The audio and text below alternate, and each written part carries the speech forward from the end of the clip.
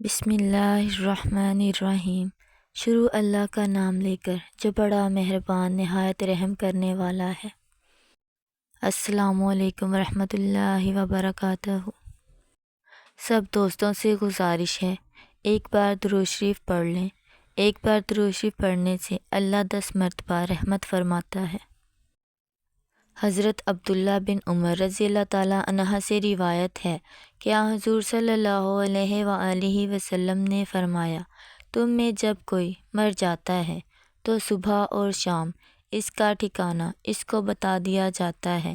اگر وہ بہشتی ہے تو بہشت والوں میں، اور اگر دوزخی ہے تو دوزخ والوں میں۔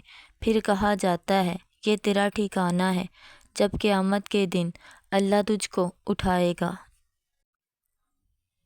حضرت ابو ہریرہ رضی اللہ تعالیٰ عنہ سے روایت ہے حضور صلی اللہ علیہ وآلہ وسلم نے فرمایا، ایک مسلمان کے دوسرے مسلمان پر 5 حق ہیں۔